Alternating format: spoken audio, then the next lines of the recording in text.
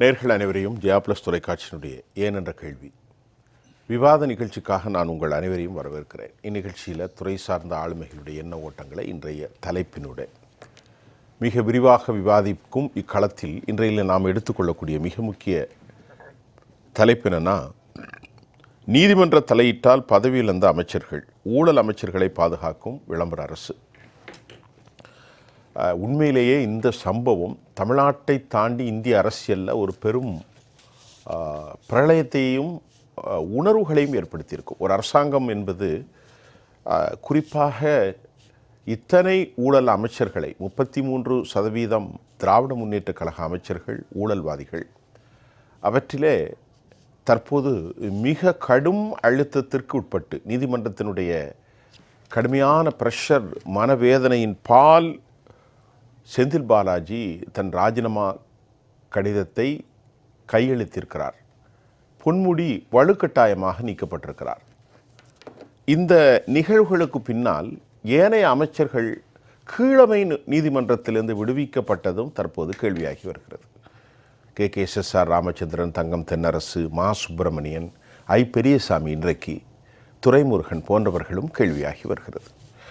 இது பொதுமக்களின் பார்வையில் இந்த அரசாங்கத்தை பற்றிய பல்வேறு நிகழ்வுகளுக்கு ஒரு பக்கம் இருந்தாலும், நீதிமன்றத்தில் துஷேர் மேத்தாவுடைய அந்த வலுவான வாதங்கள் நாம் இதில் கண்டிப்பாக விவாதித்தே ஆக வேண்டும். அந்த அளவிற்கு பல கேள்விகளையும் நீதிபதி அபய் அவர்களுடைய பதிலையும் மாசி 2 பேரும் இந்த அமர்வையும் கூட பேசப் போகிறோம். இது வரும் நாட்களில் எந்த அளவிற்கு தமிழ்நாட்டில் தாக்கத்தை பொது சமூகத்தில் பொது ஊடகங்களில் ஏற்படுத்தும், நிறைய விஷயம் பார்க்க போகிறோம்.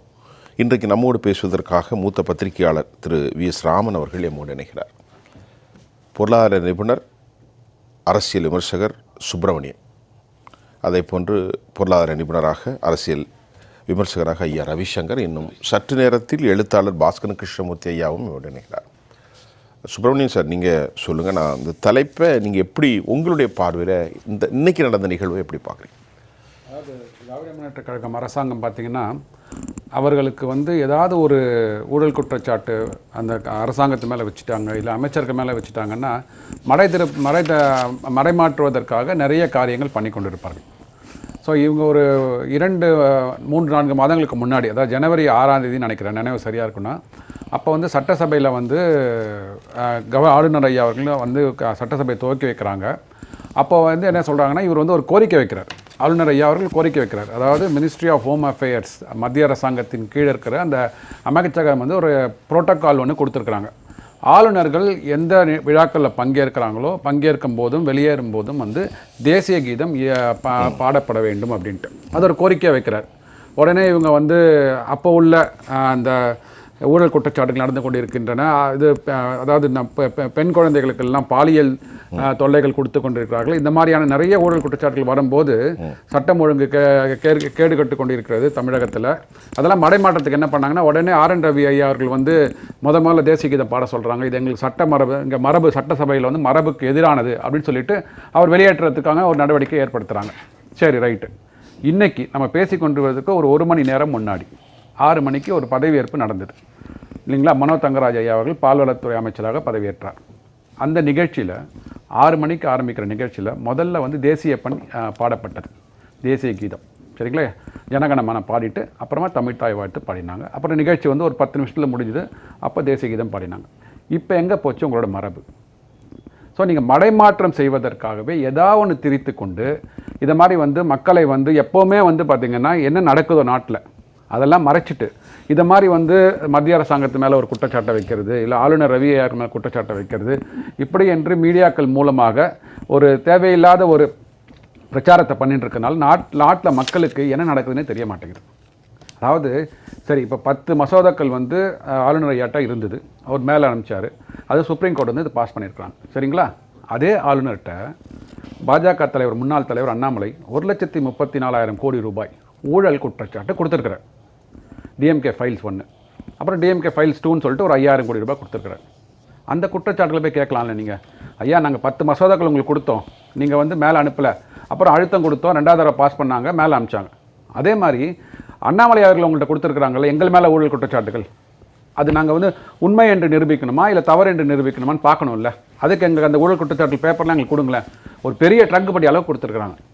அதை வாங்கி அந்த உண்மைத்தன்மையை வந்து டிவிஎஸ்சி உங்கள்கிட்ட தான் இருக்குது இல்லைங்களா, directorate of vigilance and anti corruption உங்கள்கிட்ட இருக்குது, உங்கள் கட்டுப்பாடில் இருக்குது. அவர்கள்ட்ட கொடுத்து உண்மைத்தன்மையை ஆராய்ந்து இது வந்து ஊழல் குற்றச்சாட்டா இல்லையா, அண்ணாமலை சொன்னது பொய்யா தவறா, அது வந்து நீங்கள் விவாதிக்கணும்ல. அதையே பண்ண மாட்டீங்க. ஸோ எனக்கு எது வேணுமோ, மக்களை வந்து மடைமாற்றம் செய்வதற்கு எந்தெந்த டாக்குமெண்ட்ஸ்லாம் வேணுமோ அதை மட்டுமே வைத்துக்கொண்டு மக்களை வந்து நன்றாக வந்து ஏமாற்றி கொண்டிருக்கிறார்கள். இன்னும் ஒரு வருடத்துக்கு இது வந்து தாக்கு பிடிக்கும், அவ்வளோதான் மேக்ஸிமம். அதுக்கப்புறம் பார்த்தீங்கன்னா மக்களுக்கு வந்து ஏற்கனவே உண்மை தெரிந்து விட்டது. ஆனால் இப்போ வந்து அதை வந்து வாக்களிப்பதற்கு அவர்களுக்கு வந்து வாய்ப்பு இல்லை. இப்போ அந்த வாய்ப்பு மே 2026 வந்துடும். வந்தோடனே இவர்களுக்கு வீட்டுக்கு அனுப்புறது தான் வந்து முதல் வேலையாக இருக்கும் அவர்களுக்கு. ஸோ அதனால் பார்த்தீங்கன்னா இன்னைக்கு துரைமுருகன் பேசுகிறார். அதாவது நீங்கள் சொன்னபடி பார்த்தீங்கன்னா நம்ம டீட்டெயில்டாக பேசுவோம். 2 அமைச்சர்களை வந்து பதவி நீக்கம் செய்திருக்கிறார்கள். அது தெரிந்துமே பார்த்தீங்கன்னா இது துரைமுருகன் இன்னைக்கு காலையில் மாண்புமிகு துரைமுருகன் ஐயா என்ன சொல்கிறாருன்னா, சட்டசபையில் வந்து ஒரு கேள்வி வருது. அந்த கேள்வியில் என்ன சொல்கிறாங்கன்னா, இங்கே வந்து பெண் குழந்தைகளுக்கும் பெண்களுக்கும் பாதுகாப்பு இல்லையே, அதுக்கு என்ன பதில் அப்படின்னு கேட்குறாங்க. துரைமுருகன் என்ன சொல்கிறாங்கன்னா, ராமாயணத்தில் கூட சீத்தையை தூக்கிட்டு போனாங்களே. சார் இது என்ன வாதம்? இது என்ன சம்பந்தம் சார்? இது வந்து மீடியாவில் வந்திருக்கு சார். ராமாயணத்தில் சீதாவை வந்து தூக்கிட்டு போனாங்களே, ஸோ அப்போ தூக்கிட்டு போனது சரி அப்படின்னா அப்போ நாங்கள் பண்ண சரின்ற மாதிரி வருது இல்லை. அதுக்கு என்ன பதில் சொல்லணும்னா, ராமாயணம் கற்பனை என்று சொல்லக்கூடிய நீதானே என்னோட கற்பனையை வந்து உண்மைக்கு சமமாக்குறீங்களா? கேட்கல, யாரா கேட்டாங்களா? கேட்கணும் அதுதான் கேட்கல. கேட்டாங்களா? கேட்கணும்ல. இப்ப நம்ம தான் முதல்ல இந்த வார்த்தை எடுத்து புனையப்பட்டதை எப்படியா நடந்ததை வந்து எப்படி நீங்க வந்து உண்மை சம்பவத்துக்கு எப்படி நீங்க வந்து ஊமையாக ஏற்படுத்தி எப்படி நீங்க சொல்ல முடியும்? அது வந்து அது வந்து நீங்க என்ன சொல்றீங்க, கடவுளை நம்புவன் காட்டு மிராட்டின்றீங்க. சரி, அதெல்லாம் நீ சொன்னா அதுக்கு பதில் அதே உதாரணம் சொல்றீங்க. அதாவது நான் என்ன சொல்றேன்னா, ராமாயணம் என்பது கட்டுக்கதைன்னு சொல்லியாச்சு, ரைட்டு, அது உண்மையிலே இருக்குது, அங்கே தவறு நடந்துடுது அப்படின்னா அதை அந்த தவறு திருப்பி நீங்கள் உங்கள் தமிழ்நாட்டில் நடத்துறீங்கன்றது வந்து ஒரு உண்மையாக ஒத்துக்கிறீங்களா? சுப்பிரமணியன் ஒரு கேள்வி என்னென்னா, சமீப காலமாக இந்த திமுக அமைச்சர்கள் அது வந்து வாரிசு மகுடம் மாதிரி, உங்கள் அப்பாவுக்கு பின்னாடி ஒரு மடம் மாதிரி, ஒரு ஆசிரம் மாதிரி, ஒரு சந்தை மாதிரி, ஒரு குறிப்பாக ஒரு ட்ரஸ்ட் மாதிரின்னு வைங்களேன், அப்பாவுக்கு பின்னாடி அப்படிலாம் வருவாங்க. அதே மாதிரி துரைமுருகனுக்கு அப்புறம் துரைமுருகன் மகன், பொன்முடிக்கு அப்புறம் பொன்முடி மகன், ஆற்காடு வீராசாமிக்கு அப்புறம் இப்படி வருதில்ல, உதயநிதிக்கு அப்புறம் அவரும் பையன். இப்போ இந்த அடிப்படையில் நாம் இன்றைக்கி பார்க்குற போது இந்த வயதான ஆட்கள் இருக்காங்க பாருங்கள், 84 வயசு, அவர் உட்கார்ந்து இந்த மாதிரி ஒரு கட்டுப்படுத்த முடியாத பொன்முடியை பார்த்தீங்கன்னா கடுமையான ஒரு விதிமீறல் வார்த்தைகள், இதெல்லாம் என்ன காரணம்? அதாவது முதலமைச்சர் ஐயாவே வந்து சொன்னார், அவுட் ஆஃப் கண்ட்ரோல் அப்படின்னார். அவுட் ஆஃப் கண்ட்ரோல் அதாவது தமிழகம் வந்து அவுட் ஆஃப் கண்ட்ரோல் ஃப்ரம் இந்தியாவில் இருக்குது, நாங்கள் வந்து தன்னிச்சையாக இயங்குகிறோம். அதாவது அவர் வந்து எந்த இதில் அடிப்படையை சொன்னார் எனக்கு தெரியல. ஒருவேளை எக்கனாமிக் அடிப்படையில் சொல்லியிருக்கிறாரா இல்லை வந்து சட்டத்தின் அடிப்படையில் சொல்லியிருக்கான்னு தெரியல. ஆனால் உண்மையிலே வந்து அந்த வாதம் வந்து இவரோட அமைச்சர்களுக்கு பொருந்தும். எங்கள் அமைச்சர்கள் எல்லாம் இங்கே திமுகவில் உள்ள நிர்வாகிகள் எல்லாம் அவுட் ஆஃப் கண்ட்ரோலில் போய்கொண்டு இருக்கிறார்கள். அதை வந்து நேரடியாக சொல்ல முடியல அவருக்கு. ஏன்னா ஒரு 2-3 வருடங்களுக்கு முன்னாடி சொன்னார், ஒரு அறிவாலயத்தில் வந்து ஒரு மீட்டிங் நடக்கும்போது என்னால் தூங்கவே முடியலங்க அப்படின்னார். அப்போ கூட காலை எழும்பும்போது எனக்கு வந்து இன்னைக்கு என்னென்ன பத்திரிகையில் என்னென்ன நியூஸ் வரப்போகிறதோ அப்படின்னு சொல்லிட்டு பயந்துட்டு தான் ஏந்துக்கிறேன் அப்படின்னாரு. இப்போ பாருங்கள், பொன்முடி ஐயா அவர்கள் பேசின வார்த்தை, இப்போ துரைமுருகன் ஐயா அவர்கள் பேசின வார்த்தை, இதெல்லாம் வந்து மக்களை புண்படுத்துகிற மாதிரி இருக்கு இல்லையா சார்? நீங்கள் நம்புறீங்களோ இல்லையோ அது வேறு விஷயங்க. என்னோட நம்பிக்கையில் வந்து நீங்கள் வந்து குந்தகம் விளைவிக்கிற மாதிரி பேசக்கூடாது. 80% ஆஃப் மக்கள் வந்து நம்புகின்ற அந்த இந்து மதத்தில் அந்த இருக்கிற வழிபாட்டு தலங்களை, வழிபாட்டு தெய்வங்களை வந்து நீங்கள் வந்து குற்றம் சொல்லுகிறீர்கள். அதில் 2 குற்றம் இருக்குது. ஒன்று மதநிந்தனை, ஆமாம், இன்னொன்று வந்து பெண்ணியத்தை ரொம்ப கேவலப்படுத்து. இது அப்படி தானே, பெண்ணியத்தை கேவலம் பண்ணுற மாதிரி தானே. மிக மிக மிக ரெண்டு பொன்முடி ஐயா அவர்கள் பேசினதும் இன்னைக்கு துரைமுருகன் ஐயா அவர்கள் பேசினதும் வந்து பெண்ணியத்தை கேவலப்படுத்துகிற மாதிரி தானே. இது கனிமொழி எப்படி வாய்மொழி கொண்டு இருக்கிறார்கள் தெரியல. நல்ல வேலை அந்த பொன்முடி ஐயா அவர் பேசினது கண்டனம் தெரிவித்தார்கள். இதுக்கு கண்டனம் தெரிவிப்பாங்களா அவங்க? பேசுவோம். ரவிசங்கர் சார், நீங்கள் அந்த விவகாரத்தை இன்றைக்கி செந்தில் பாலாஜி விவகாரம், நீதிமன்ற விவகாரங்கள், இதெல்லாம் உங்களுடைய பார்வை எப்படி சொல்லுங்கள் சார்? இன்றைக்கு செந்தில் பாலாஜி அப்புறம் பொன்முடி இவர்கள் ராஜினாமா பண்ணது, அவங்க ராஜினாமா பண்ணது தானே வந்து முன்வந்து ராஜினாமா பண்ணிவிட்டார்கள்? இல்லை கிடையாது. திமுக அரசாங்கம் ஸ்டாலின் அவர்கள் இவங்களை நிர்பந்தப்படுத்தி, இவங்களுடைய இது வந்து சரியில்லை, மக்கள் இவங்க மேலே நல்ல ஒரு நம்பிக்கையெல்லாம் போய்விட்டது, அதனால் நீங்கள் 2 பேர் ரிசைன் பண்ணுங்க அப்படின்னு ஃபோர்ஸ் பண்ணி சொன்னார். இல்லை, கிடையாது. என்ன இப்போ எல்லாருக்கும் என்ன மனசில் படுறது அப்படின்னா, நெருக்கடி. செந்தில் பாலாஜியை பொறுத்த வரைக்கும் சுப்ரீம் கோர்ட் நெருக்கடி.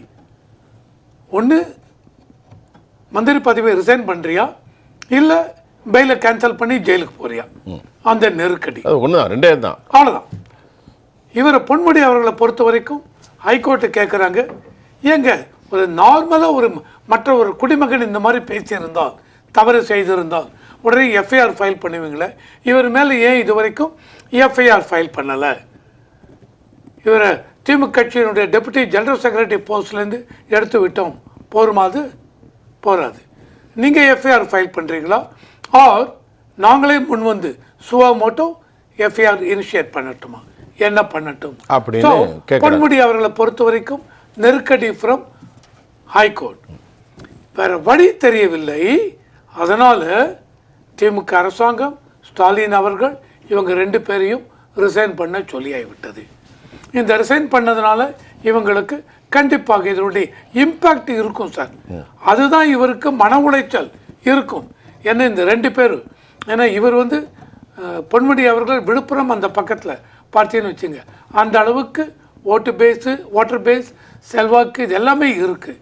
இதனால் இவர் வந்து மனத்தில் அந்த ஒரு தாக்கல் இருக்கும். ஏன்னா இன்னொரு 10-12 மாதம் இருக்குது மந்திரி சபை போகிறதுக்கு, அடுத்த ஏப்ரல் மேலே தான். ஸோ 12 மாதத்துக்கு இவர் வந்து மந்திரியாக இருக்க போகிறதில்லை. அந்த ஒரு மன வருத்தம் இவருக்கு இருக்கும். கட்சி பதவியிலும் இல்லை, கட்சி பதவியிலும் துணை பொதுச் செயலாளர் நீக்கியிருக்காங்க. செந்தில் பாலாஜிக்கு அடுத்தது என்ன நடக்க போகிறது தெரியாது. ஸோ இதை வந்து எனக்கு ஒரு ஆதங்கம் இருக்குது. அதான் என்ன ஆதங்கம் அப்படின்னு பார்த்தீங்கன்னு வச்சுங்க, சுப்ரீம் கோர்ட் கேட்குறாங்க, ஹைகோர்ட்டு கேட்குறாங்க, உடனே நீங்கள் ராஜினாமா பண்ண சொல்கிறீங்க.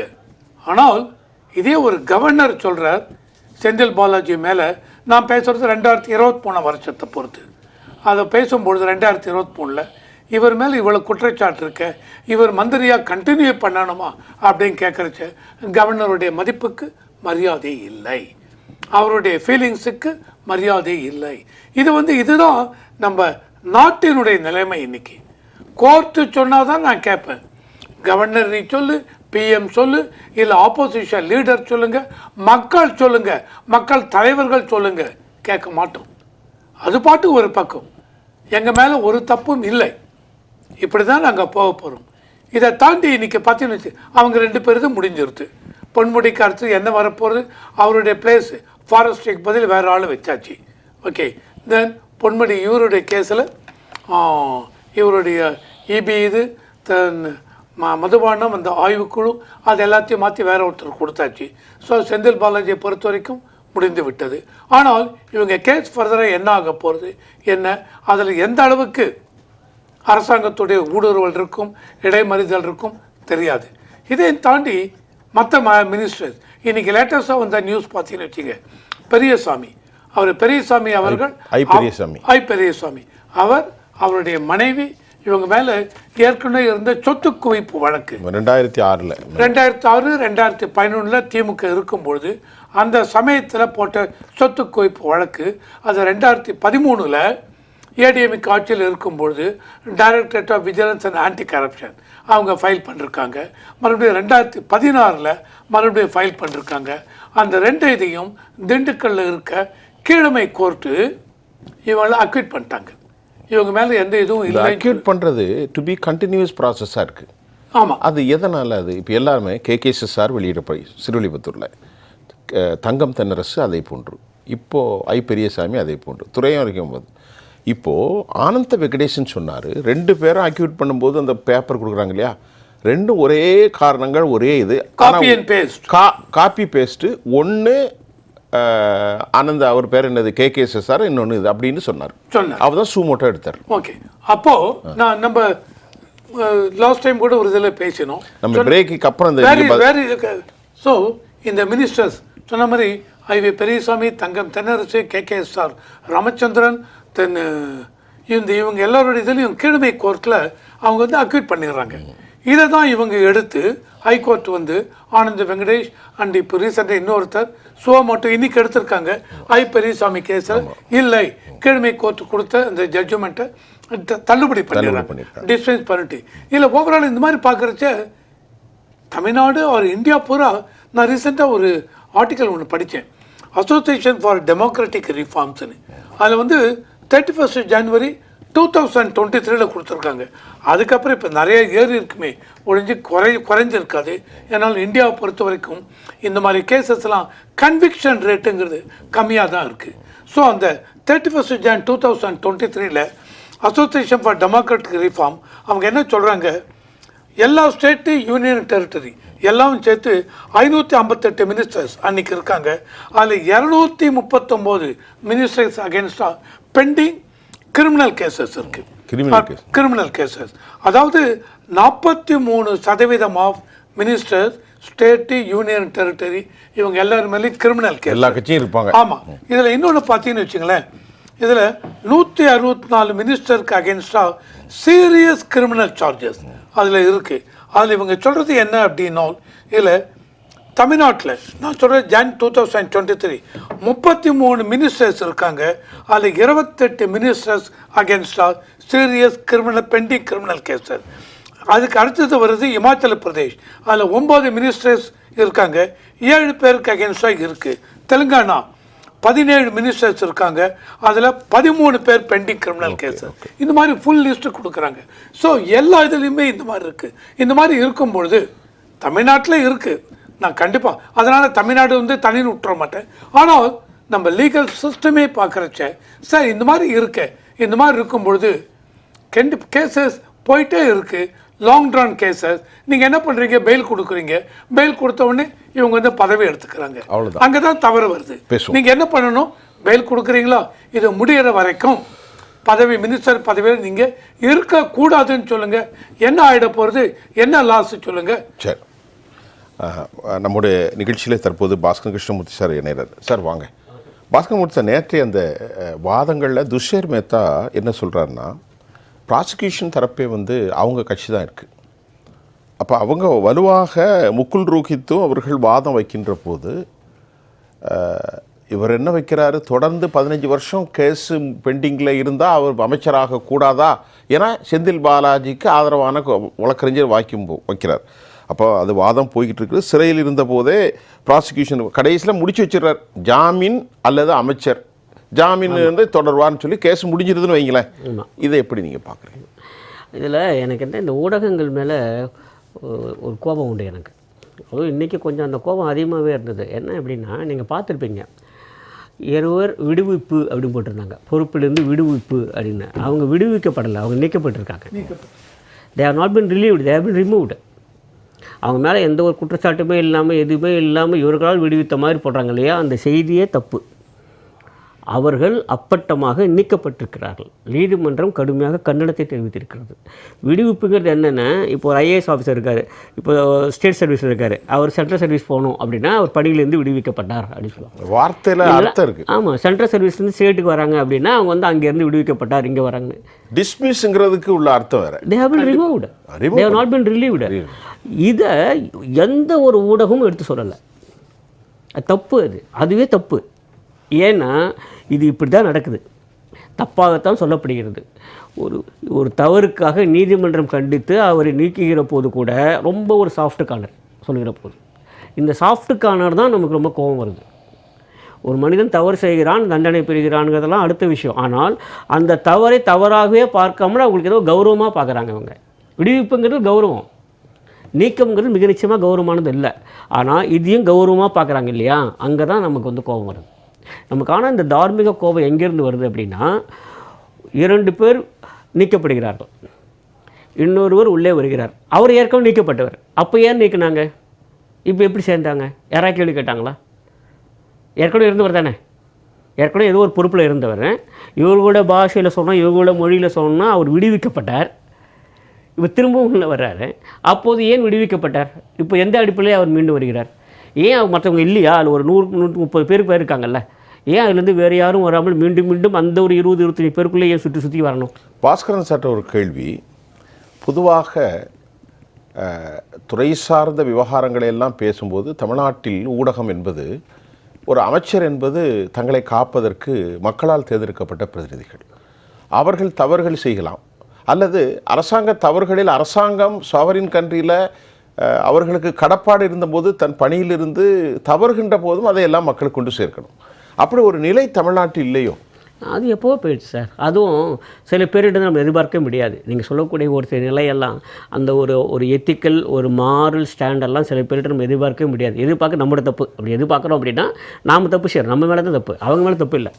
ஏன்னா அவங்களுக்கு அதுக்குள்ள நம்பிக்கையே கிடையாது. அவங்களுக்கு அறநெறிகள் மீதோ அல்லது வாழ்க்கையில் கூட உயர்ந்த நன்னெறிகள் மீதோ அவர்களுக்கு என்றைக்குமே நம்பிக்கை இருந்ததில்லை. இல்லைன்னா இந்த மாதிரி வார்த்தை போட்டிருப்பாங்களா, விடுவிக்கப்பட்டாங்கன்னு சொல்லியிருப்பாங்களா? அது கூட யோசிச்சு பாருங்களேன்.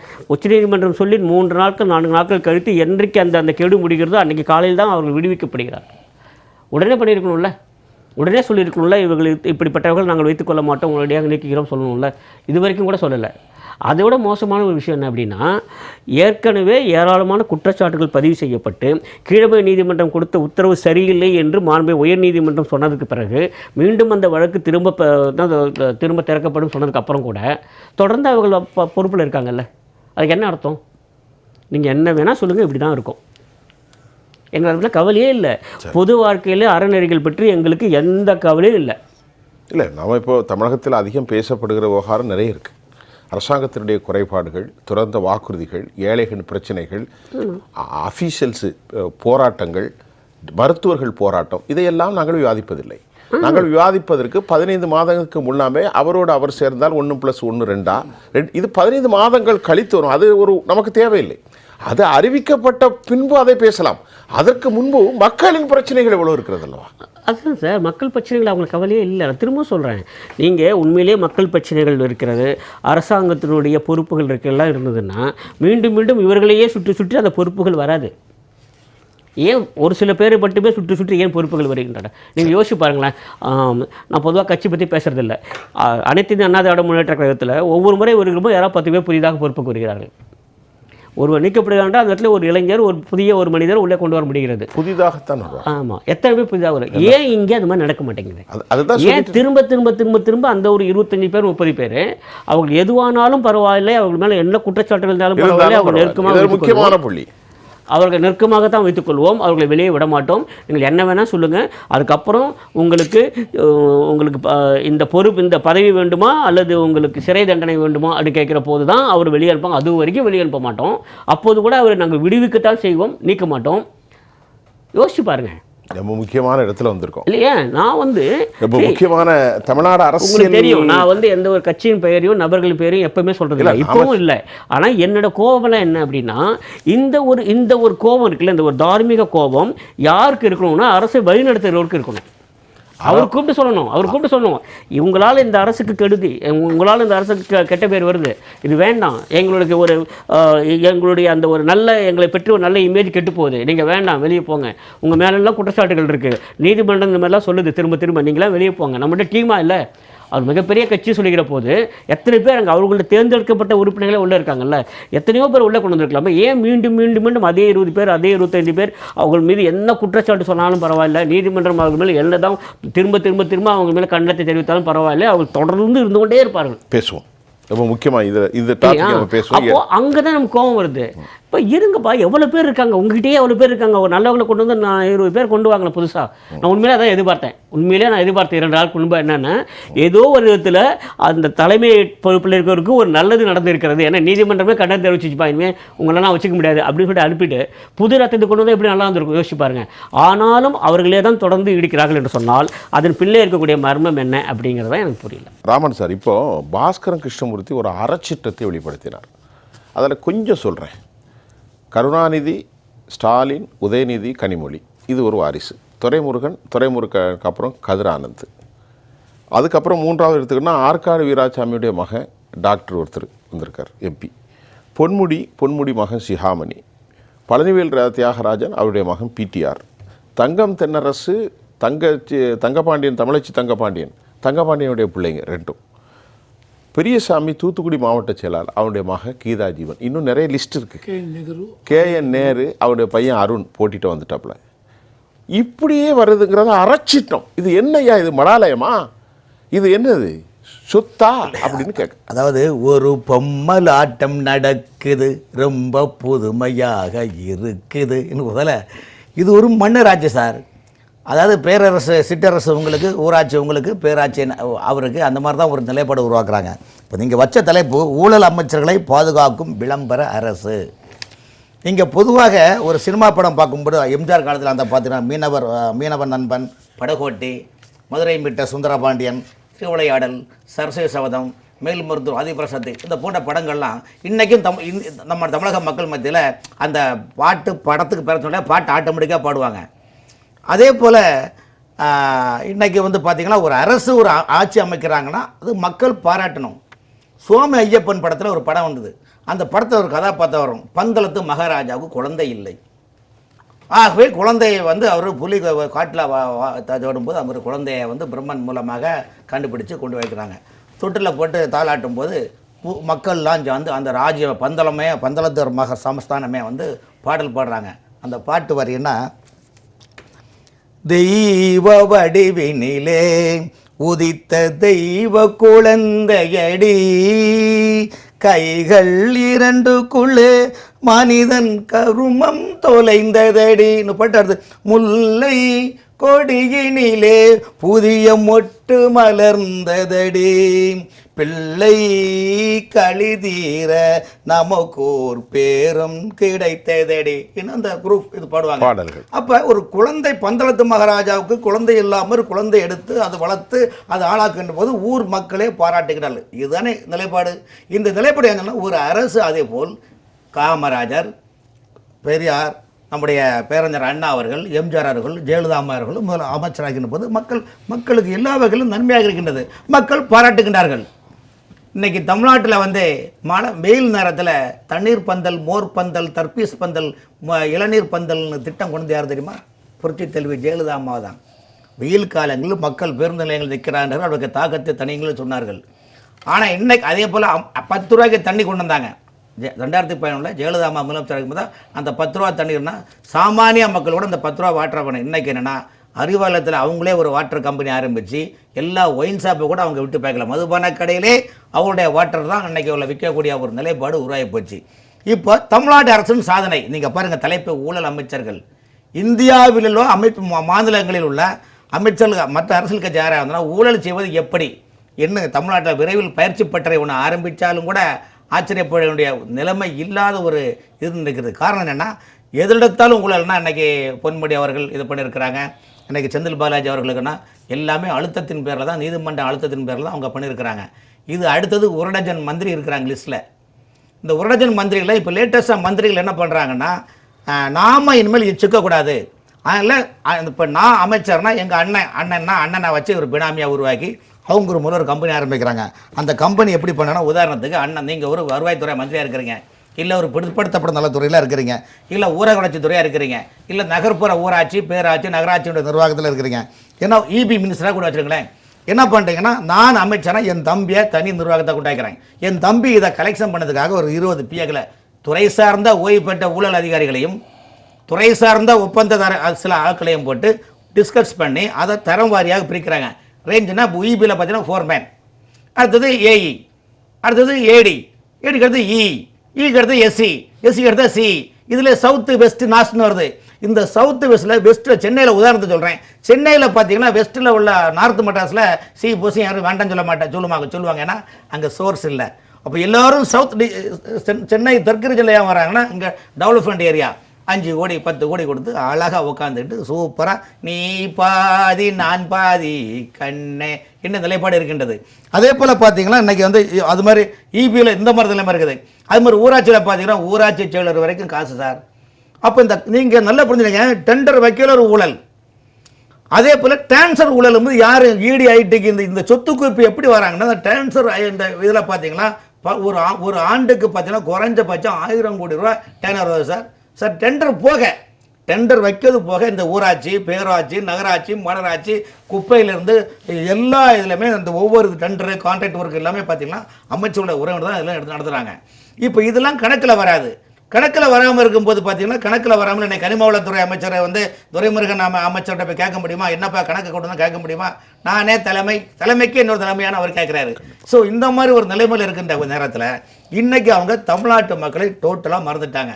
இப்போ இவ்வளோ பிரச்சனைகள், அமைச்சர்கள் முதலமைச்சர் பேச்சை கேட்கறது கிடையாது, அமைச்சர்கள் தங்களுடைய துறைகளை பெற்று கண்டுக்கிட்டதே கிடையாது, அமைச்சர்கள் தங்கள் துறையை ஒரே ஒரு இலக்குன்னா அவங்க அண்ணன் தம்பிகளை வச்சு சொந்தக்காரங்களை வச்சு ஓய்வு பெற்ற அதிகாரிகளை வச்சு எப்படி பில்லு போட்டு சாப்பிட்றது என்பதை நினைக்கிறாங்க.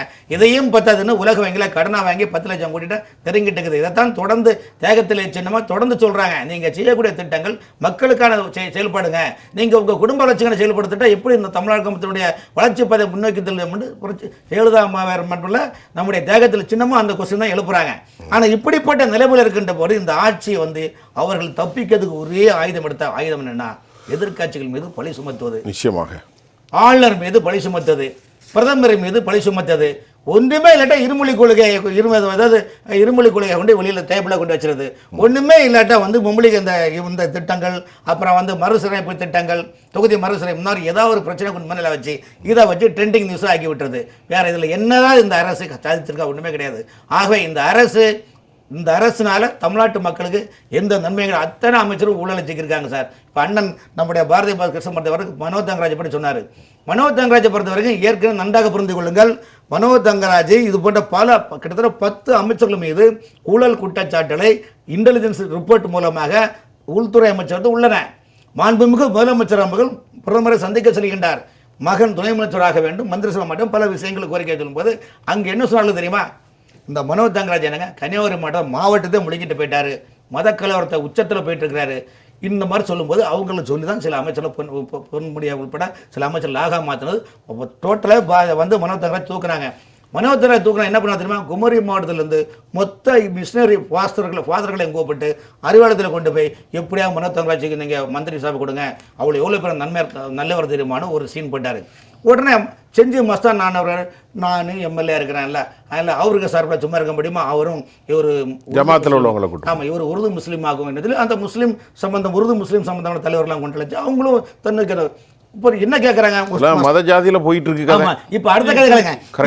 இப்போ அந்த மந்திரி சபை மஸ்தான் டீம் கேட்குறாங்க, ஏங்க இது என்னங்க வந்து நாசருக்கு மந்திரி பதவி போச்சு, நாசருக்கு மந்திரி கொடுத்தீங்க, அவர் யாரு? தமிழ் முஸ்லீம் ஐயா. நான் யாரு? எங்க அண்ணன் மஸ்தான் யாரு? உருது முஸ்லீம். அப்ப எங்களை நீ பிரிக்கிறியா? என்னையா ஏற்கனவே சியா முஸ்லீம் சன்னி முஸ்லீம் வேற ஏகப்பட்ட உலக நாடுக்குள்ள அவங்களுக்குள்ள பிரச்சனை இருக்குது. நீ தமிழ்நாட்டில் கொண்டு அதாவது கலவரத்தை எப்படி, அதாவது ஒரு சொல்றாரு நாத்தைக்கு வரைக்கும் சிறுபான்மை மக்களையும் பாதுகாவலன்னு திமுக. இப்போ என்ன உருது முஸ்லீமா தமிழ் முஸ்லீமா? ஏங்க இது யாருங்க இது? அதாவது எப்படிலாம் நாடகம் நினைக்கிறாங்க பாருங்க. இதெல்லாம் திசை திருப்பி மக்கள் மத்தியில், அதாவது எங்கள் மெட்ராஸில் கொட்டாங்குச்சின்னு சொல்லுவாங்க, தென்மாவட்டத்தில் சிரட்டைன்னு சொல்லுவாங்க. சிரட்டையில் ஒன்றுமே தேங்காவே இல்லை, வெறும் கொட்டாங்குச்சி வச்சு நிற்கிறாங்க. இதெல்லாம் ஏமாத்ததுக்காக பாருங்க. இன்னும் பாருங்க, கூடிய சக்கத்தில் இந்த கெட்ட பேரெல்லாம் மாற்றதுக்காக அபகாண்டமாக மத்திய அரசு மொழி பழி சுமத்தி ஏதாவது ஒன்று 7.5 கிளப்பி இவங்க வந்து எப்படி என்னது? ஏன்னா இது பெரிய பிரச்சனை சார். இந்த உருது முஸ்லீமு தமிழ் முஸ்லீம் இதெல்லாம் யாருக்கு அந்த சிந்தனை வரல, நமக்கே வரல. சரி, ஏதோ அவங்க முஸ்லீம்களே சியா முஸ்லீம் சன்னி முஸ்லீம் இருக்காங்க. இப்போ நீங்களே அது திமுக கட்சிகளே பிரிச்சாச்சுப்பான். நாசர்னா எப்படி தமிழ் முஸ்லீமு, செஞ்சி மஸ்தான் அது உருது முஸ்லீம் ஐயா, அவன் நம்ம ஆளு தெரியுமா? அப்போ நம்ம ஆளுக்கே மந்திரி சபை கொடுக்கல, அதை திமுக ஓட்டப்பட மாட்டாங்க. இப்படி இவங்களுக்குள்ளே குழப்பத்தை ஏற்படுத்துகின்ற திமுக பரவாயில்ல, ரொம்ப ஆய்வு செஞ்சு என்ன வேணா அதில் முக்கியமான சீரியஸ் இருக்குது. அவர் சொன்ன கருத்தில் நம்ம எல்லாரும் நேர்கள் பார்த்து கொண்டிருக்கிறாங்க. தங்களுக்கு லாபம் வருது என்றால் என்ன எல்லைக்கும் சொல்வார்கள் எல்லாரும். இதை ஒரு முறை ஒரு சம்பவத்தை அப்புறம் நான் சொல்கிறேன். ஒரு மிக முக்கியமான ஒரு தலைவர் தமிழ்நாட்டில் அவர் சொன்னார் என்னிடத்தில் பேசும்போது, பெரிய அரசியல் தலைவர், சமூகங்களில் தென் மாவட்டங்களில் ஏற்படுகிற சாதி மோதலுக்கு நினைவு கட்டுவதற்கு மதுரை மீனாட்சி அது பேர் என்னது, அந்த மருத்துவக் கல்லூரியுடைய பேர், அவர் பேர் சேதுராமன் ஐயா. பல முறை திமுக தலைவரை பார்த்தேன். என்னுடைய வருகை அவர்கள் ரொம்ப பரிதாபப்பட்ட அரசியல் தலைவர், அந்த பியூரோக்ராட் சொன்னாங்க, நீங்கள் அலைஞ்சு பிரயோஜனம் இல்லை, அது மோத வேண்டும் என்றே அவர்கள் விரும்புகிறார்கள், அதில் எனக்கு வாக்கு வேங்க வேண்டும் அவர் சொன்னார். பேசுவோம், ரெண்டாவது பேசுவோம். இப்போது துஷேர் மேத்தா வந்து வாதத்தில் இவர் எப்போவுமே ஆகக்கூடாது அப்படிங்கிறார். அப்போது அவர் நீதிபதி ஏன் அப்படி கேட்குறாரு? அபயோகா என்ன சொல்கிறாரு, அவர் ஓய்வு பெறுறதுக்கு நான் 1 மாதம் தான் இருக்கான். நீதிமன்றத்திலே ஒரு வாய்ஸ் வருது, அவர் ஓய்வு பெற்றவனே உள்ளே வந்துடுவான்ட்டு. உடனே நீதிபதி சொல்கிறாரு, நான் ஓய்வு பெற்றா என்ன, ஜாமீன் ரத்து செய்ய சொல்லி நீங்கள் அப்ளிகேஷன் போடுங்க அப்படின்னு சொல்லிவிட்டு துஷேர் மேத்தா அரவிந்த் கெஜ்ரிவாலுடைய அந்த சம்பவத்தையும் கோடிட்டு காட்டுகிறார். ப்ராசிக்யூஷன் தரப்பில் தமிழ்நாடு இருக்கிறனால இவங்க வந்து ரொம்ப இனிஷியேட்டாக ஃபோர்ஸாக போக மாட்டாங்க, மறுபடி செந்தில் பாலாஜி அமைச்சராகிடக்கூடணும் அப்படின்னு அமலாக்கத்துறை கடும் கண்டனத்தை வச்சுக்கிறாங்க. இல்லை, ஏற்கனவே இந்த அறச்சீற்றம் பற்றி பாஸ்கரன் சார்லாம் சொன்னார் இல்லையா, சுப்ரீம் கோர்ட் நீதிபதிகளே சொல்லியிருக்காங்க, எதற்கு வந்து நாங்கள் ஜாமீன் கொடுத்த உடனே அடுத்த நாளே போயிட்டு உடனடியாக நீங்கள் எதுக்கு அமைச்சரானீங்க அப்சர்வேஷன் கொடுத்துருக்குறாங்க, கிரிட்டிசைஸ் பண்ணியிருக்கிறாங்க, அதை ஓப்பனாக சொல்லிட்டாங்க. அதாவது நீங்கள் வந்து அமைச்சரவையில் உள்ள அமைச்சர்களாக இருக்கட்டும், முதலமைச்சருக்கும் வந்து ஒரு எம்எல்ஏவை வந்து அமைச்சராக பரிந்துரைக்க பண்ணுறது வந்து அவர்களுக்கு சட்டப்படி உரிமை இருக்கிறது. ஆர்.என். ரவி ஐயார்கள் வந்து தார்மீகப்படி அது வந்து கண்டிப்பாக அது செல்லுபடி ஆகாது. அதனால தான் அவர் வந்து அதை நிறுத்தி வச்சார். நீங்கள் சட்டத்தின் முன்னாடி வந்து நீங்கள் வந்து ஜெயிச்சிட்டிங்கன்னு அன்றைக்கி வந்து எல்லோரும் கைத்தட்டினாங்க. இன்றைக்கி தார்மீகத்தின் அடிப்படை சுப்ரீம் கோர்ட் கேள்வி கேட்டிருக்காங்கல்ல. ஸோ எதற்காக நீங்கள் வந்து ஒரு 900 பீப்புள் 900 மக்கள் வந்து விட்னஸாக நாங்கள் விசாரிக்க வேண்டும், அதுக்கு வந்து காலம் ஆகும், எவ்வளோ 3-4 வருஷம் ஆகும். அது வரைக்கும் நீங்கள் அமைச்சர் பதவியில் இருந்தீங்க அப்படின்னா நீங்கள் இன்ஃப்ளூயன்ஸ் பண்ணுவீங்கல்ல. அதனால தான் உங்களுக்கு வந்து அமைச்சர் பதவியில் நீங்கள் இருக்கக்கூடாது, ரைட் ஆஃப் லிபர்ட்டியை யூஸ் பண்ணி கான்ஸ்டியூஷனில் பண்ணி உங்களுக்கு வந்து பிணை கொடுத்துருக்குறாங்க. 2 பேருக்குமே பிணை, ரைட் ஆஃப் லிபர்ட்டியை யூஸ் பண்ணி தான் வந்து பொன்முடி ஐயா அவர்களுக்கும் பிணை கொடுத்துருக்குறாங்க, செந்தில் பாலாஜி அவர்களுக்கும் பிணை கொடுத்துருக்காங்க. இந்த ரைட் ஆஃப் லிபர்ட்டியை தவறாக யூஸ் பண்ணிட்டீங்க. அதாவது நான் சொல்கிறேன் பாருங்களேன், ஜஸ்டிஸ் ஆனந்த் வெங்கடேஷனோட இது வேர்டிக் கொடுக்குறேன், மக்களுக்கு எல்லாரும் தெரியணும். அவர் என்ன சொல்றாருன்னா, the court further noted that Ponmudi has already been convicted and sentenced to jail in a corruption case. கண்டிப்பா. The conviction and sentence in this case was suspended by an interim order of the Supreme Court. அதாவது நிறுத்தி வச்சிருக்காங்க, suspend பண்ணிருக்காங்க, இடைக்கால தடை. So Justice Venkatesh further noted the judge proceeded to opine that Ponmudi has misused his liberty. Yes. This liberty, misused his liberty என்றார் அவர். Misuse their liberty. So he owes his position as a minister and enjoys liberty by virtue of Supreme Court's interim order, but he has misused his liberty by making this highly derogatory hate speech. Accordingly, Venkatesh, Anand Venkatesh. He is quoted very clear. அவருக்கு கொடுத்த அந்த உரிமையை அரசியலமைப்பு சட்டத்தை misuse பண்றாங்க. அதாவது என்ன சொல்றாங்க, சுப்ரீம் கோர்ட் நீதிபதி சொல்றாங்க, இத மாதிரி ஒரு தெய்வாதீனமாக ஒரு ஜட்ஜி எங்களுக்கு தமிழகத்தில் இருக்கிறாங்க. ஆமா, அவர் இருந்தனால தான் வந்து இந்த கேஸ் எல்லாம் வந்து திருப்பி மீண்டும் எடுக்கப்பட்டு, ஸோ இது வந்து வெள்ளை கலரி உண்மைத்தன்மை வெளில வர ஆரம்பிக்கிறது. அவங்க என்ன சொல்கிறாங்கன்னா, சார் டிவிஎஸ்சி உங்கள் கையில் இருக்குது, ஸோ அந்த விஜிலன்ஸ் அண்ட் ஆன்டி கரப்ஷன், அதற்கு வருடத்திற்கு பார்த்தீங்கன்னா ஒரு 90 கோடி ரூபாய் செலவாகுது. அங்கே உள்ள அதிகாரிகளுக்கு செலவு பண்ணுறது ப்ளஸ் எஸ்டாப்ளிஷ்மெண்ட்டை பாதுகாக்கிறதுக்கு எல்லாம் 90 கோடி ரூபாய். நீங்கள் அந்த டிவிஎஸ்சி வச்சு எத்தனை ஊழல் வழக்குகளை வந்து கண்டுபிடிச்சு சட்டத்திற்கு முன்னாடி நிறுத்திருக்கிறீங்க. அது உங்கள் அமைச்சர்களாக இருக்கட்டும், எந்த அமைச்சர்களாக இருக்கட்டும். ஏன்னா மக்களுக்கு வந்து ஒரு டிபார்ட்மெண்ட் ஒன்று இருக்குது அப்படின்னா அது வந்து ஊழலை தடுக்க வேண்டிய டிபார்ட்மெண்ட். அந்த டிபார்ட்மெண்ட் இன்றைக்கி என்ன செயல்படுது? ஏன்னா நீங்கள் வாக்குறுதிகள் கொடுக்கும்போது கடைசியாக என்ன சொல்லியிருக்கீங்கன்னா, அந்த 505 வாக்குறுதிகள் கொடுத்ததுக்கப்புறம் இது இமாலய வாக்குறுதிகளாக இருக்குது, எப்படி நீங்கள் நிறைவேற்ற போகிறீங்கன்னு மக்கள் கேட்பாங்க. நாங்கள் என்ன பண்ண போகிறோன்னா, இதுவரை நடந்த ஊழல் குற்றச்சாட்டுகளை வந்து வெளியில் கொண்டு வந்து அதன் மூலமாக வருவாயை ஈட்டி, வரி வருமானத்தையும் ஈட்டி, தமிழகத்திற்கு புதிய முதலீடுகள் கொண்டு வந்து இதெல்லாம் பண்ணி நாங்கள் வந்து அந்த 505 வாக்குறுதிகளை வந்து நிறைவேற்ற போகிறோம் சொல்லியிருக்கீங்க. இந்த ஒரு 4 வருடங்களாக எத்தனை ஊழல் குற்றச்சாட்டுகளை கோர்ட்டில் நிறுத்தி, எத்தனை ஊழல் குற்றச்சாட்டுகளிலிருந்து பணம் வந்து அரசாங்க கஜானாக்கு ஒன்று சார். 2017 விழுப்புரத்தில் ஒரு கூட்டத்தில் முதலமைச்சர் ஸ்டாலின் அன்றைக்கு எதிர்க்கட்சி தலைவர் பேசும்போதே நாங்கள் we will come to the power, we must take, கண்டிப்பாக செந்தில் பாலாஜி எதிராக ஆக்ஷன் எடுப்பார். ரெக்கார்டட் அதுதான் இப்போ அவர் போட்ட கேஸு. இப்போ அது என்ன சொல்கிறாங்கன்னா, அந்த அதாவது இன்னொன்று அதில் ஒரு செந்தில் பாலாஜி கேஸை வந்து வெளி மாநிலத்துக்கு கொண்டு போய் நடத்தலாம் அப்படின்னு சொல்லிட்டு ஒரு ப்ரொபோசல் கொடுக்குறாங்க. அப்படின்னா என்ன அர்த்தம்னா, தமிழ்நாட்டில் இந்த கேஸ் நடந்தது அப்படின்னு சொன்னால் இதில் வந்து கரெக்டாக வந்து உண்மைத்தன்மை கண்டறியப்படாது இருக்கும். அப்போ என்ன சொல்கிறாங்க, தமிழ்நாட்டில் யார் சார் ஆட்சி புரியுறாங்க? திமுக தானே.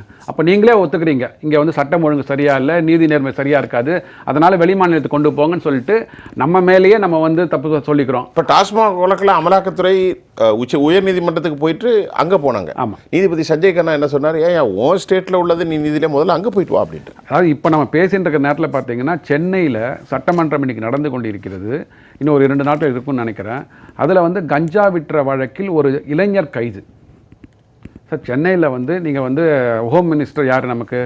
சிஎம் ஸ்டாலின் ஐயா அவர்கள். ஸோ இங்கே வந்து சட்டமன்றம் நடந்து கொண்டு இருக்கிறது. அப்போ எவ்வளோ கட்டுக்கோப்பாக இருக்கணும் இன்றைக்கி. ஸோ அந்த கட்டுக்கோப்பாக இருக்கிற இடத்துல கூட உங்களால் வந்து கிட்டத்தட்ட 1 கிலோ கஞ்சா பறிமுதல் செய்யப்பட்டு இருக்கிறது. 500 போதை மாத்திரைகளை எடுத்திருக்கிறாங்க, மீட்டெடுத்திருக்கிறாங்க. அப்போ என்ன, நாளைக்கு வந்து இப்போ துரைமுருகன் ஐயா சொன்ன மாதிரி ஏதாவது ஒரு அமைச்சர் என்ன சொல்லுவாங்கல்ல, அந்த இதிகாசங்கள்லேருந்து சுறாபானம் சோமபானம் சாப்பிட்டாங்க, அதெல்லாம் நீங்கள் ஒத்துட்டீங்க, அப்போ இந்த கஞ்சா வந்து எடுத்துக்க வேண்டியதானே அப்படின்னு சொல்லிட்டு போக போகிறாங்க. இதை மாதிரி வந்து புறந்தள்ளி விட்டு புனையப்பட்ட மித்தாக இருந்த ராமாயணம் அத்தண்டியாக மாறுகிறது. நாளையும் மாறும், ராமாயணம் மாறும், மகாபாரதம் மாறும். சுறாபானமும் அயோத்தியாவில் சீதாவை கொண்டு போகலையா? அப்போ என்ன கதைகள் போகும். இதில் வந்து எனக்கு டக்குன்னு இப்போ என்ன தோன்றுறது அப்படின்னா, தமிழ்நாடு அரசு திராவிட கழகம் என்ன சொல்லுவாங்க, திருக்குறள் அப்படிம்பாங்க. திருக்குறளில் இறைமாட்சின்னு ஒரு அதிகாரம். ஆமாம், இறைமாட்சி. இறைமாட்சி அதில் என்ன சொல்கிறாங்க, ஒரு அரசு எப்படி இருக்கணும், ஒரு லீடர் எப்படி இருக்கணும், லீடர்ஷிப் குவாலிட்டி அதெல்லாம் பற்றி சொல்கிறாங்க. அந்த அந்த இதில் வந்து ஒரு குறள் நம்பர் 384 அதில் என்ன சொல்கிறார், அறநிழுக்கா நல்லவை நீக்கி மரநிழுக்கா மானம் உடைய அரசு அப்படின்னு குறள் 384. அதுக்கு என்ன சொல்கிறாங்க, தனக்கு சொல்லப்பட்ட அறத்திலிருந்து விலகாமல் அறமற்ற கொடுமைகள் தன் நாட்டில் நடைபெறாமல் விலக்கி வீரத்தில் தவறாமல் நின்று மானத்தை பெரிதாக மதிப்பதே அரசு அப்படி இறைமாட்சி அதிகாரம். ஸோ இப்போ இருக்கிற இதில் பார்த்தீங்கன்னு வச்சுங்க, இந்த 2 பேர் இப்போ நீங்கள் வெளில அனுப்பிச்சிங்க, எப்போ அனுப்பிச்சிங்கனால் கோர்ட்டு வரைக்கும் போய் சுப்ரீம் கோர்ட்டு ஹைகோர்ட் சொல்லி அப்போ தான் வெளியில் அனுப்புகிறீங்க. எப்படி இருக்கணும் அப்படின்னா, ஒரு ஸ்டேட்டு ஒரு சிஎம் எப்படி இருக்கணும்னா, நம்ம தன்னை கீழே இருக்கிற மினிஸ்டரோ யாரையோ அஃபீஷியல்ஸ் இந்த மாதிரி ஒரு இஷ்யூ அப்படின்னு வந்ததுன்னா முதல்ல அவங்கள நீக்குங்க. கோர்ட்டு வரைக்கும் போகணுங்கிற அவசியம் இல்லை. உங்களுக்கு இன்ஃபர்மேஷன் இன்டெலிஜென்ஸ் ஏஜென்சிஸ் மூலம் இன்ஃபர்மேஷன் வந்ததுனால் அவங்கள நீக்கி விடுங்க, அவங்களுக்கு பதில் வேறு இது போடுங்க. அப்படி பண்ணால்தான் அதுதான் ஒரு உண்மையான அழகான அரசாக இருக்கும். கண்டிப்பா. ஆனால் இப்போ என்ன நடக்கிறது அப்படின்னா, வலுக்கட்டாயமா பிடிச்சி தள்ளுறது. ஐயா பாஸ்கரன் சொன்னாரு, விடுவிப்புனா என்ன நியாயம்னு கேட்டா எக்ஸாக்ட் அரைச்சிட்டோம். அதனால இப்போ மற்ற இவங்க மேல கேஸ் இருக்கு. இப்போ ஹைகோர்ட் சொன்னாங்க, கீழமை கோர்ட்டில் கொடுத்த இதெல்லாம் தள்ளுபடி டிஸ்மிஸ் பண்ணிவிட்டு மறுபடியும் ஃப்ரெஷ்ஷாக இவங்க மேலே ஆக்ஷன் எடுக்கணும் அப்படின்னு சொன்னாங்க. இது எப்போ முடிய போகிறது, என்ன முடிய போகிறது, இந்த அடுத்த 10-12 மாதத்தில் முடிய போகிறதா தெரியாது. ஆனால் நான் என்ன சொல்ல விரும்புகிறேன் அப்படின்னா, கோர்ட்டுக்கு போகாதீங்க, கவர்னர் சொல்லணும், இவரை சொல்ல வேண்டிய அவசியம் இல்லை. நீங்கள் எல்லாம் சொல்கிறீங்க இல்லையா, நீதி வழுவாத ஆட்சியை நாங்கள் நடத்துகிறோம், மக்களுக்காக நடத்துகிறோம், எந்த விதத்திலையும் லஞ்சம் ஊழல் எதுவும் இருக்காது, எந்த விதத்திலையும் என்னுடைய குடும்பம் என்னை சார்ந்தவர்கள் அப்படின்னு எந்த விதத்திலையும் நாங்கள் பார்க்க மாட்டோம், அப்படி ஒரு அரசு நடத்த போகிறோம் அப்படின்னால் இந்த மாதிரி இன்ஃபர்மேஷன் வருது. இந்த மினிஸ்டர் மேலே வந்திருக்கு, செந்தில் பாலாஜி, அவர் மேலே 2023 ஜெயிலில் அனுப்பிச்சிங்க. ஜெயிலில் அனுப்பிச்சு மினிஸ்டர் வித்தவுட் போர்ட்ஃபோலியோ என்ன அவசியம் சொல்லுங்க? அவருக்கு சம்பளம் உண்டு, எல்லாம் உண்டு. ஏன் எதுக்கு பண்ணீங்க? என்ன அவசியம்? பண்ணியிருக்க வேண்டாம் இல்லையா? அப்பயே நீங்க என்ன பண்ணிருக்கணும்? இல்லப்பா உன் மேல வந்திருக்கு, நீங்க விட்டுருங்க. எனக்கு புரியல, இது எப்படி தான், இது என்ன மாடல்னு தெரியல. ஒருவரை ஊழல் வழக்கில் கைது செஞ்சு 424 நாளாக இருக்காரு, அவர் மக்கள் பிரதிநிதியாக இருக்காரு. மக்கள் பிரதிநிதி என்ன கணக்கு? புரியுது. இதுதான் நம்ம இந்தியாவில் இருக்கிற இந்த கான்ஸ்டிடியூஷன், அந்த ஆர்டிகல்ஸ் எல்லாம் படிங்கன்னா நான் சொல்றது நமக்கு இல்லை, உங்களுக்கு எனக்கு ஒன்றும் தெரிய போகிறதில்ல. கான்ஸ்டிடியூஷனல் தெரியும், எக்ஸ்பர்ட்ஸ் சரி, experts got a lot of information. அவங்க அந்த லூப் ஹோலை யூஸ் பண்றதான அதுதான காசு, அதுதான் எல்லாத்துக்கும் ப்ராப்ளம்ங்கிறது. அதுதான் பாஸ்கரன் கிருஷ்ணமூர்த்தி சொல்லுங்க. என்ன சொல்றது, அதாவது திருவாசகம்ங்கிற மாதிரி ஒரு பொது வாசகம் நான் எப்பவுமே சொல்றது உண்டு. பொதுவாக இது இஸ் ஜென்ரல் ஸ்டேட்மெண்ட். அது நீங்கள் யாரோட பொருத்தி பார்க்கணும் உங்களோட விஷயம். என்னென்னா, தமிழ்நாட்டில் பொறுத்தவரையில் ஒரு சில பேர் இருக்காங்க, அவங்கள நீங்கள் எந்த சட்டத்தின் கீழ் எந்த பிரிவின் கீழ் மேலும் நீங்கள் அவர் மாதிரி வழக்கு தொடரலாம், மிக நிச்சயமாக நீங்கள் ஜெயிப்பீங்க. அந்த அளவுக்கு எல்லா சட்டத்தின் கீழும் எல்லா விதிமீறல்களும் செய்யப்பட்டு விடுங்க. எல்லாத்துக்கும் அப்ளை ஆகும், அவங்களுக்கு அப்ளை ஆகும். நீங்கள் எந்த சட்டத்தின் கீழ் மேலே அவங்க வழக்கு அதில் ஏதோ விதிமீறல் இருக்கும்.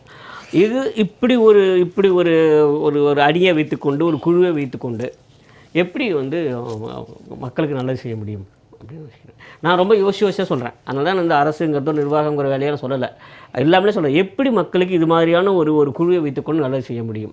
ஒரு நல்ல வாய்ப்பை நழுவி விடுகிறார்களோன்னு சொல்லிருக்கிறது. எப்போ நீதிமன்றம் சொல்லிச்சோ, உண்மையிலே இதே இடத்துல அம்மையார் ஜெயலலிதா இருந்தாங்கன்னா அப்பா போதுன்னு சொல்லிட்டு உடனே அவங்க கைட்டு விட்டு வேறு யாராவது கொண்டு வந்திருப்பாங்க. இவ்வளோ நல்ல வாய்ப்புகள் கிடைக்கும் போது கூட மீண்டும் அவங்களை வைத்துக்கொண்டு நடத்தி கொண்டிருக்கிறார்கள். அப்புறம் இரண்டாவது மிக முக்கியமான ஒரு செய்தி இடத்துல கொண்டு வரல. என்னென்ன, 2 நாட்களுக்கு முன்பாக ஆளுநர் துணைவேந்தர்களுடைய கூட்டம் நடத்துகிறாரு. பெரும்பாலான துணைவேந்தர்கள் வரல. நல்லா எழுதி வச்சுக்கோங்க, அடிக்கொள்ளிட்டு வச்சுக்கிங்க. ஆளுநர் தான் executive head of the state. மாநிலத்தினுடைய நிர்வாகத்தினுடைய தலைமை பொறுப்பு அவர் தான் இருக்கார். கான்ஸ்டியூஷன் அப்படி தான் சொல்லுது. அவர் வேந்தர்கள் தான் விடுங்க, அவர் தான் executive head. Executive head of the state வந்து கூப்பிட்றாரு, ஆனால் இத்தனை துணை வேந்தர்கள் அங்கே வரல அப்படின்னா இதை விட அவர்களை பதவி நீக்கம் செய்வதற்கு தகுந்த காரணம் இருக்கவே முடியாது. நாளைக்கு ஒருவேளை நீதிமன்றம் சொன்னால் அடிக்கோலிட்டு வைத்துக் கொள்ளுங்கள், இத்தனை துணை வேந்தர்கள் மிக நிச்சயமாக பதவி நீக்கம் செய்யப்படுவார்கள். அது மாதிரி ஒரு ஸ்டாண்ட் யாரும் எடுக்க வராங்கன்னு தெரியல. ஆனால் அது எப்படி பண்ண முடியும் ஒரு நாட்டில்? நீதிமன்றத்தை தெரியல, நமக்கு தெரியாது. அவர் சம்பந்தப்பட்ட ஆனால் யோசிச்சு பாருங்க, நாளைக்கு போனால இப்போ நான் கால் பண்ணேன், இவ்வளோ பல்கலைக்கழகத்திலேருந்து யாரும் வரலையே அப்படின்னு. இல்லை இல்லை, அதுதான் சொல்கிறேன் sir. He is executive head of the state. ஒரு எக்ஸிக்யூட்டிவ் ஹெட் இவரை கூப்பிட்றாங்க, ஏன் வரலைங்கன்னு ஒரு காரணமாக சொல்லியிருக்கணும். எதுவுமே இல்லாமல் இத்தனை பேர் வரவே இல்லை அப்படிங்கிற போது ஏன் எத்தனை பேருமே மௌனம் காக்கிறாங்க எனக்கு புரியவே இல்லை. நாளை இது நீதிமன்றம் சொன்னால் அது ஒரு மிகப்பெரிய விஷயமாகும். ஒரு எக்ஸிக்யூட்டிவ் ஹெட் சொல்லி கூட நடக்கலை, ஒரு துணை மந்திரம் கூட வரமாட்டாங்க. நீங்கள் சொல்கிறது அது வந்து பெரிய சர்ச்சையாகும். அது வந்து அவர் ஓப்பனாகவே சொல்லியிருக்கிறார். ஸ்டேட்மெண்ட் வந்து ரொம்ப ரிவீல் பண்ணியிருக்காங்க. இரவு நேரங்களில் கதவை தட்டி பல்கலைக்கழக துணைவேந்தர்களுக்கு திமுக அரசு மிரட்டல் கொடுத்தது. இதெல்லாம் ரொம்ப தப்பான விஷயம். நீதிமன்றத்துக்கு போகும்போது நான் என்ன சொல்கிறேன், இப்போவும் நீதிமன்றத்திலிருந்து மேலே ஒரு கத்தி தொங்கிக் கொண்டிருக்கிறது எனக்கு தோணுது. ஆர்.என். ரவி அவர் தான் இன்னைக்கும் சான்சலர். அவரை சான்சலர் போஸ்ட்ல இருந்து எடுக்கவில்லை, அவர் தான் சான்சலர். சான்சலர் கூப்பிடுறார், நீங்க துணைவேந்தர் எல்லாரும் போயிருக்க வேண்டும். ராமன் சார் சுருக்கமா. அதாவது நீதிமன்றம், அமலாக்கத்துறை, எதிர்க்கட்சிகள், மக்கள் 4 அமைப்புகளும் சேர்ந்து இந்த ஊழல் ஆட்சியை வந்து மிகப்பெரிய கண்டனம் தெரிவிக்காங்க. இந்த ஆட்சியை பொறுத்த வரைக்கும் ஒரு தவறை செய்தாங்கன்னா அதை மறைக்கிறதுக்கு உதாரணம் நான் காட்டி மக்களை ஏமாத்துறாங்க. ஆகவே இந்த ஆட்சி வந்து ரொம்ப நாள் நீடிக்காது. இந்த ஆட்சி நீடிக்க போகிறது கிடையாது. தமிழ்நாட்டு மக்களுடைய நிதிகளையும் சுரண்டி உலக வங்கிகளில் கடனையும் வாங்கிய மக்களை ஏமாற்றி கொண்ட அரசு. ஆகவே மாண்புமிகு நீதிமன்றம் முன்வைந்து வந்து 4 ஆண்டு காலம் திமுக ஆட்சியில் செய்த ஒட்டுமொத்த பணிகளையும் இந்த செலவினங்களுடைய கணக்கு வழக்குகளையும் மாண்புமிகு நீதிமன்றமே இதுக்கு முன்னின்று இது கணக்கு எடுத்து இந்த மாதிரி பண்ணால் இன்னும் நல்லா இருக்கும். காரணம் மக்களுடைய இந்த பணம் 25% மேலே இவங்க செலவு செய்யலை, மொத்த பணத்தை இவங்க சோகா பண்ணியிருக்கிறாங்க, ஏமாற்றிருக்காங்க. மக்களை என்று நிற்காதேசியாக நடுத்தூரில் விட்டுட்டு போகிற மாதிரி உள்ள நிலைப்பாடு இந்த அரசு ஏற்படுத்தி உள்ளது. நான் சில விஷயங்களுக்கு வந்து அந்த அளவுக்கு ஒரு மோசமான அத்தனை நிர்வாகமும் குற்றச்சுராயை பற்றி சார்ந்தது. 25% கூட பணிகள் நடக்கவில்லை. அரசு துறையில் மிகப்பெரும் ஊழல் மலிந்து காட்டாறு போல் ஓடுகின்றது. எப்படி மதுபான கடை 24 மணி நேரம் ஓடுகின்றதோ உங்கள் பார்வைக்கு, ஏன்னா 12 மணிக்கு காலையில், ஆனால் 24 மணிக்கு அங்கே ஓடுது சார். வந்து எல்லா சேஃப்டி பாடோட பாதுகாப்போட மிகப்பெரிய நெட்வொர்க் பண்ணிட்டு இருக்கிறாங்க. தமிழ்நாட்டு மக்களை இந்த அரசு வஞ்சித்து விட்டது. அவர்களுக்கு மக்களை பற்றி கவலை இல்லை. அவர்களுக்கு தங்களுடைய குடும்ப வளர்ச்சி மட்டுமே இந்த அரசுக்கு வந்து இதாக ஆவலாக எடுத்துப்படுகிறார். மக்களை இவங்க ஏமாற்றிட்டாங்க. மக்களும் இவர்களுக்கு டோட்டலாக விரைவில் கைகளை அனுப்பணும் வீட்டுக்கு. நேர்களை இந்த நிகழ்ச்சியில் நிறைய பேசியிருக்கிறோம். அந்த நிகழ்ச்சியில் கலந்து கொண்ட வி.எஸ். ராமன் அவர்களுக்கும், ரவிசங்கர் சுப்பிரமணியன் மற்றும் பாஸ்கரன் கிருஷ்ணமூர்த்தி, உங்கள் அனைவருக்கும் உளப்பூர்வமான நன்றி. மீண்டும் மற்றொரு களத்தில் நான் உங்களை சந்திக்கின்றேன். அதுவரை உங்கள் அனைவரிடமிருந்தும் நான் உங்கள் சுஃபியான், ஜெயா ப்ளஸ் தொலைக்காட்சிக்காக நன்றி. மீண்டும் சந்திப்போம்.